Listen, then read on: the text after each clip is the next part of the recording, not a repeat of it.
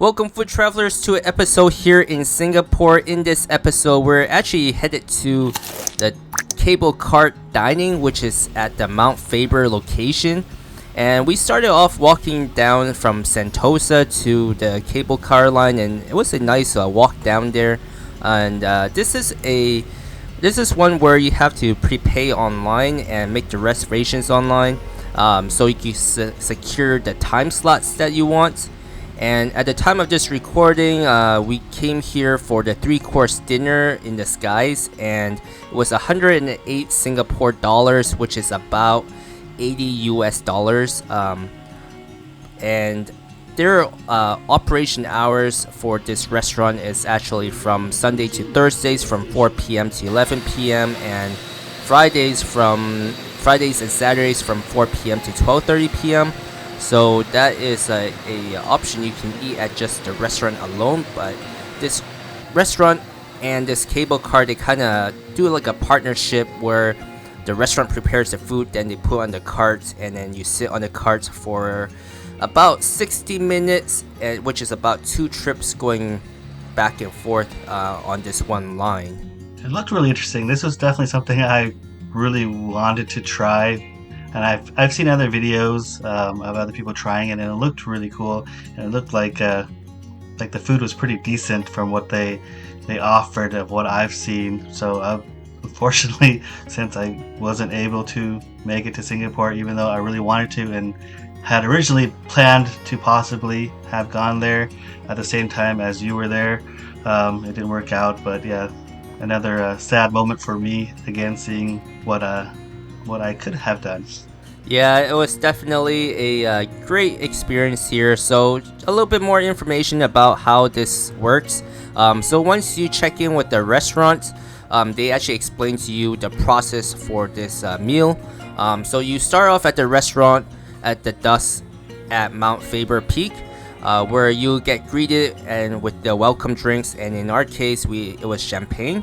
Then after that, they highly recommend you to use the restroom before going on the carts, because once you're in the carts, you're kind of stuck on it for about 60 minutes, which is, like I said, is 2 trips going back and forth on the cable line. And then at this time of recording, we actually came here for the sunset time, which was, I believe, is 6 p.m. And after you're on this cart eating your main entree dishes, you go back to the Mirabilis bar, which is inside the restaurant, and that's where you will finish off the meal, just kind of indulging on the city lights at nighttime with your dessert. And we actually lucked out with the weather on this visit. I know when I was looking at the forecast before coming here, I was thinking, man, there's a possible chance that it might rain, and then we're not going to really see anything. But we were pretty lucky. We did see the sunset and the clear night skyline.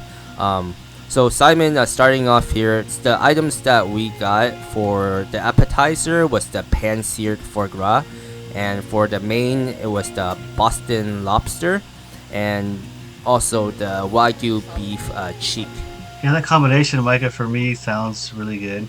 I like all 3 of those foods, so I would have probably enjoyed it. But I guess the question would be, is the food actually as good as the menu that they have? Yeah, so that was a question that I had myself when I was booking this. The menu, the choices on the menu, there's actually quite a bit of other items such as like catch of the day as well, but obviously for us, we definitely like foie gras and lobster a lot more. I definitely think the food tasted as good as it looks. It was the lobster.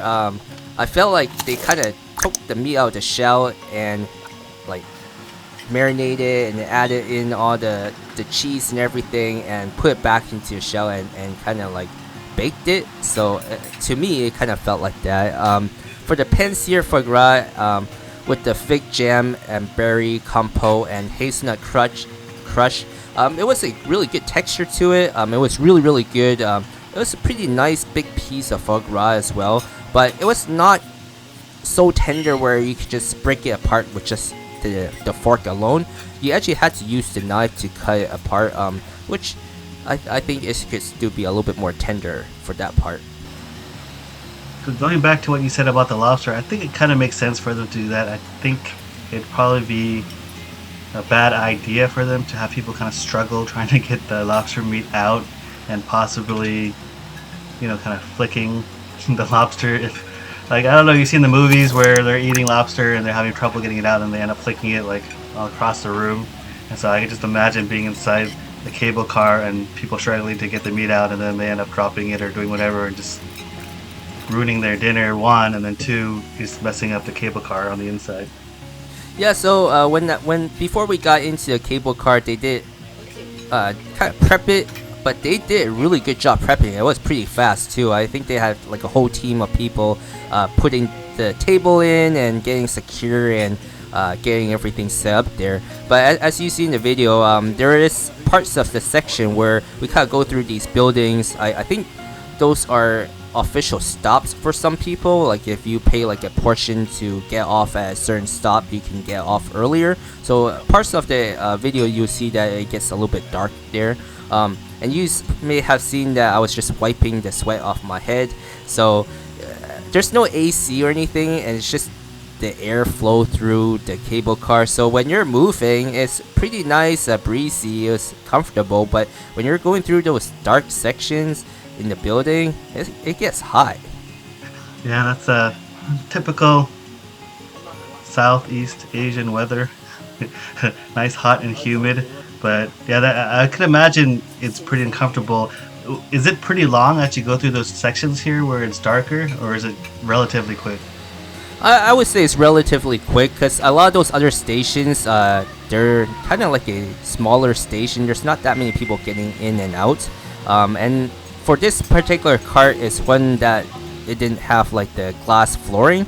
So I know some people you could pay additional money for the glass floor so you could see more of the ride. But yeah, it wouldn't have made sense to sit on that one either, especially since there's a table there. But as you see, you can see quite a bit of Singapore, and it's really nice views and everything. Yeah, it really does look really beautiful, being able to see and kind of go on to the different locations, and as you're kind of strolling along. It kind of reminded me of the cable car in Taiwan, and that I was able to ride. Of course, there's no meals on that one, but it really does remind me, kind of with similar landscaping and everything they have. Yeah, so after the ride, of course, we went back to the restaurant, into the bar, as I mentioned, the Mirabilis bar. While I was there, you can kind of see the kitchen is still open, so that's kind of cool. You can see them preparing food and getting everything ready as well. And you can see the skyline of Singapore with Sentosa and everything. And while I was there, I was actually celebrating my birthday as well for this entire trip. So they did prepare a little bit of extra cake for me as well there. And for the desserts, I ordered the Granny Smith apple tart, which is an apple compote homemade lemongrass ice cream. And I mean, that lemongrass ice cream, that's something I don't see often or see as something, and it was actually really good as a combination of both. It was really good texture from the apples and also the filling from everything combined. It really complemented each other. Yeah, that's the first I've heard of lemongrass flavored ice cream. So that to me really piqued my interest, because you kind of there's a lot of different flavors, especially for ice cream, but lemongrass is not one that you typically hear at all. Yeah, it was really good in terms of the balance of sweet and tart from all the aromatic flavors together. This was definitely a good experience. I mean, food was good, service was really good, and you get to actually eat in a cable car. So if you're in Singapore, I would definitely recommend trying this one. And for this notable is the Granny Smith apple tart. The Granny Smith apple tart offers a delightful interplay of flavors and textures. The tart's filling features Granny Smith apples, providing a refreshing contrast to the sweetness of the dessert. Complementing the tarts is the homemade lemongrass ice cream. The lemongrass imparts a subtle citrusy note, with a hint of ginger, resulting in a really creamy, aromatic ice cream that balances the tartness of the apple together. Both of them is a really great balance of each other, offering both sweetness and tart flavors. Overall, a very great experience here. I definitely recommend it. If you've enjoyed the content you've seen, don't forget to support the channel and hit like and subscribe. And if you want to see additional pictures of food and our travels, go over to our Instagram page and follow us there. And thanks for watching.